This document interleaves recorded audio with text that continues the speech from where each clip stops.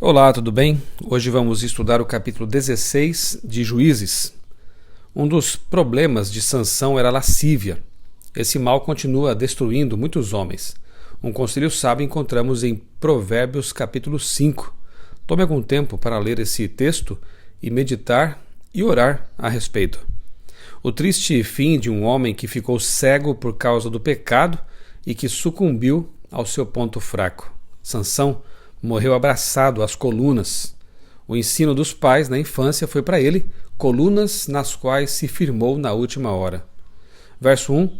Sansão tinha o dom, entre aspas, de sempre estar no lugar errado, com a pessoa errada, fazendo o que é errado. Verso 3. Mesmo se relacionando com pagãos e prostitutas, Sansão ainda contava com força sobrenatural, só pela graça de um Deus paciente. Sansão arrancou uma porta, mas não pôs trava nos olhos nem nos desejos. Verso 4. Sansão facilmente se apaixonava por mulheres, enquanto isso deixava Deus de lado. Ele brincava com algo que não se brinca, o pecado. Verso 16. Uma lição importante aqui. Não vá onde o mal está e persevere em meio à tentação. De início, o prazer ilícito parece interessante, mas depois leva ao sentimento de morte. Dalila agiu como o diabo, importunou Sansão até que ele cedeu. Verso 19. O pecado pode até pegar você no colo, mas depois o fere sem piedade. Sansão desprezou seu pacto com Deus, abandonou o Senhor e foi abandonado. Ele não sabia que o Senhor o tinha deixado. O pecado nos cega para a nossa verdadeira condição espiritual. Verso 21.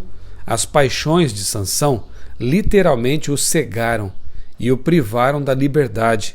É exatamente isso que o pecado faz. Verso 23. O pecado de um líder tem consequências mais graves. Sansão desonrou a Deus diante dos filisteus. 25.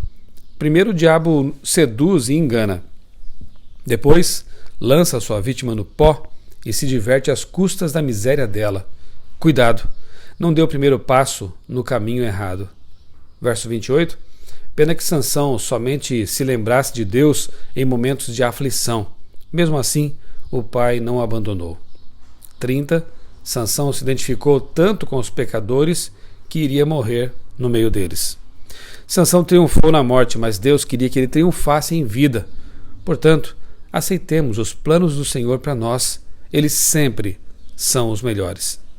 Que Deus o abençoe e que nós possamos aprender da vida desse juiz, desse homem que foi tão poderoso, mas por outro lado tão fraco, e aceitar, como eu disse, os planos de Deus para a nossa vida, porque assim teremos uma vida plena, uma vida correta, uma vida santa, longe das consequências desse mal chamado pecado.